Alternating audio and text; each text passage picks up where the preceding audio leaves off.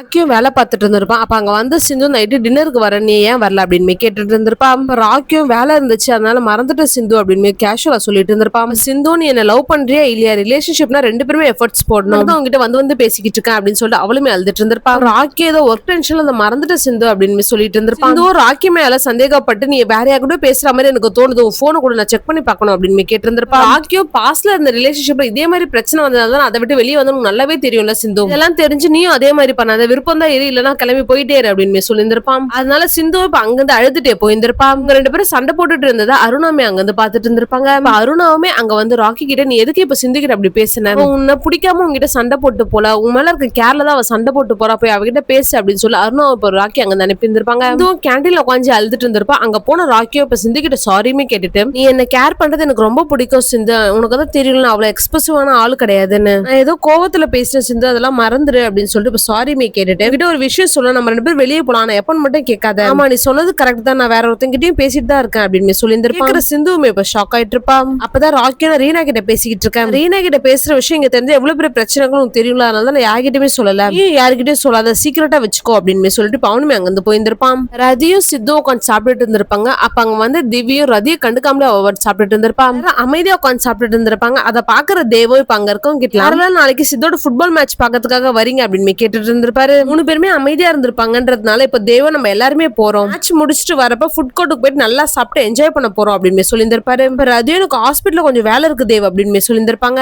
தேவோ எனக்கு அதெல்லாம் தெரியாது, நம்ம எல்லாருமே போகணும், உனக்கு ஓகே தானே திவி அப்படின்னு திவி கிட்ட கேட்டு இருந்திருப்பாரு. திவியும் ரொம்ப அமைதியா தலையுமே ஆட்டி இருந்திருப்பா. அமலாவும் ராகவ் கிட்ட நம்ம போட்ட பிளான் எல்லாம் வேஸ்ட் ஆயிடும் போல, பேஷண்டோட அட்டெண்டன்ஸ் தவிர வேற யாருமே அங்க வரல, நர்ஸும் ஐவியை ஆஃப் பண்றதுக்கு மட்டும் தான் கிட்ட போனாங்க அப்படின்னு சொல்லிட்டு இருந்திருப்பா. அப்ப ராகவ் நம்ம அவங்களுக்காக வெயிட் பண்ணிட்டு இருக்கோம்னு அவங்களுக்கு தெரிஞ்சிருச்சு போல, அதனாலவே இப்ப அங்க வந்து யாராச்சும் வந்தாங்களா அப்படின்னு கேட்டுட்டு இருந்திருப்பா. இத பத்தி மூணு பேருமே பேசிட்டு இருந்திருப்பாங்க. அப்ப மானசாவுமே அங்க வந்து என்ன அப்டேட் அப்படின்னு கேட்டு இருந்திருப்பாங்க. நமக்கு எந்த ப்ரூஃப்மே கிடைக்கல மேம், இனிமேல் இந்த பேஷண்ட் நம்ம வச்சுக்க முடியாது, டிஸ்சார்ஜ் பண்ணிடணும் அப்படின்னு சொல்லியிருந்திருப்பா. மானசாவும் இதுக்கப்புறம் பேஷண்ட் நம்ம உள்ளே வச்சிருந்தா காசுக்காக வச்சிருக்கோம்னு சொல்லி பேசிடுவாங்க, ஹாஸ்பிட்டலோட ரெபுடேஷன் தான் ஸ்பாயில் ஆகும், டிஸ்சார்ஜ் பண்ணிடுங்க அப்படின்னு சொல்லியிருந்திருப்பாங்க. அதனால அமலா கிட்ட அந்த ஃபைலுமே வாங்கிட்டு டிஸ்சார்ஜ் ப்ராசஸ் பண்றதுக்காக போயிருந்திருப்பா.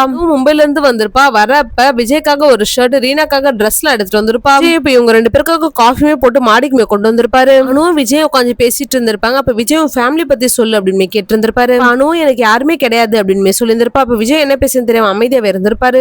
அப்ப அனுவும் அனாதெல்லாம் கிடையாது விஜய், எனக்கும் அம்மா அப்பா அண்ணன்லாம் இருந்தாங்க, நாய் கூட இருந்துச்சு, எல்லாரும் ஒரு ஆக்சிடென்ட்ல இறந்து போயிட்டாங்க அப்படின்னு சொல்லியிருந்திருப்பா. இதை கேட்கிற விஜய் நான் கேட்டு கூடாது, சாரி நான் கேட்டதுக்கு அப்படின்னு சொல்லியிருந்திருப்பாரு. அதெல்லாம் ஒண்ணும் இல்ல, எப்பவுமே வெளியூருக்கு போனா அவங்களுக்காக கிஃப்ட்ஸ் வாங்கிட்டு வருவேன், ரீனா கணேஷ் அங்கிள் உங்களுக்குள்ள இருக்க பாண்ட பாக்குறப்ப எனக்கு ரொம்ப பிடிக்கும், எனக்கு என் ஃபேமிலி பாக்குற மாதிரி இருக்கும், அதனால நான் உங்களுக்குமே கிஃப்ட்ஸ் வாங்கிட்டு வந்தேன். அப்ப விஜய் நாங்களும் உங்க ஃபேமிலி தான், எப்போனாலும் எங்க வீட்டுக்கு வரலாம் நீங்க அப்படின்னு சொல்லி பேசிட்டு இருந்திருப்பாரு. இப்ப அனு உங்ககிட்ட ஒண்ணு கேட்கவா, ரீனோட அம்மா எங்க இருக்காங்க, இறந்துட்டாங்களா அப்படின்னு கேட்டு இருந்திருப்பா. விஜயும் இல்லன்னு சொல்ல, அப்ப அனுவும் டைவர்ஸ் ஆயிடுச்சா அப்படின்னு கேட்டு இருந்திருப்பா. அப்ப விஜய் எப்படி சொல்றதுன்னு தெரியாம அது கொஞ்சம் காம்ப்ளிகேட்டடான விஷயம், அதோட ட்ராமா எனக்கு இன்னமும் இருக்கு, அதை விட்டு நான் இன்னும் வெளியே வரல, கண்டிப்பா தைரியம் வரப்போ உங்ககிட்ட கண்டிப்பா சொல்றேன் அப்படின்னு சொல்லியிருந்திருப்பா. அனு நான் உங்களை கம்பல் பண்ணல, ஜஸ்ட் கேட்டேன் அவ்வளவுதான், உங்களுக்கு எப்ப சொல்லணும்னு தோணுதோ அப்ப சொல்லுங்க அப்படின்னு சொல்லியிருந்திருப்பா. தேவும் வேலை பார்த்துட்டு இருந்திருப்பாரு. அப்ப அவருக்கு ஒரு கால் வந்திருக்கும், அந்த திவ்யோட ஸ்கூல்ல இருந்து அவருக்கு கால் வந்திருக்கும், திவ்யா இன்னைக்கு ஸ்கூலுக்கு வரல உடம்பு சரியில்லை அப்படின்னு கேட்டு இருந்திருப்பாங்க. இப்ப தேவும் இல்லையே காலையிலேயே கிளம்பிட்டாலே அப்படின்னு சொல்லிட்டு ஷாக்கா இருந்திருப்பாரு. அதுக்குமே கால் பண்ணி திவ்யா அங்க வந்திருக்காளா அப்படின்னு கேட்டு இருந்திருப்பாரு. இவங்க ரெண்டு பேருக்கும் திவி வீட்லயும் இல்ல ஸ்கூலுக்கும் போலன்ற விஷயம் தெரிய வந்திருக்கும். இவங்க ரெண்டு பேருமே அவசர அவசரமா கிளம்பி அந்த ஸ்கூலுக்குமே போயிருந்திருப்பாங்க. அதையும் அங்க இருந்த பிரின்சிபல் கிட்ட என் பொண்ணு எங்க போனா, அவ ஸ்கூலுக்கு தானே வந்தா, திடீர்னு காணும் சொன்னா என்னங்க அப்படின்னு சொல்லி சண்டை போட்டுட்டு இருந்திருப்பா. பிரின்சிபலும் உங்க பொண்ணு ஸ்கூல் பஸ்ல ஏறவே இல்லை, உங்க பையன் தான் சொன்னா, வேணா உங்க பையனை கேட்டு பாருங்க அப்படின்னு சொல்லியிருந்திருப்பாரு. அதையும் சித்து கிட்டமே கேட்டு இருந்திருப்பான். அப்பதான் சித்து அக்கா ஏதோ ஃப்ரெண்டை பார்க்க போறேன்னு சொன்னாங்க அப்படின்னு சொல்லியிருந்திருப்பான். அவங்களுக்கு ஸ்கூலை தவிர வேற எங்கேயுமே ஃப்ரெண்ட்ஸ் கிடையாது, அவ எங்க போனா அப்படின்னு சொல்லிட்டு ரதியுமே அழுதுட்டு இருந்திருப்பா. அந்த பிரின்சிபல் சீக்கிரம் போலீஸ் கம்ப்ளைண்ட் கொடுத்து தேட ஆரம்பிங்க அப்படின்னு சொல்லியிருந்திருப்பாங்க. இப்ப ரதியும் திவி எங்க போனாலும் தெரியல, எல்லாமே என்னோட தப்பு தான், நான் பண்ண தப்புனால தான் அவ இப்படி பண்ணிட்டா அப்படின்னு சொல்லிட்டு அழுதுட்டு இருந்திருப்பா.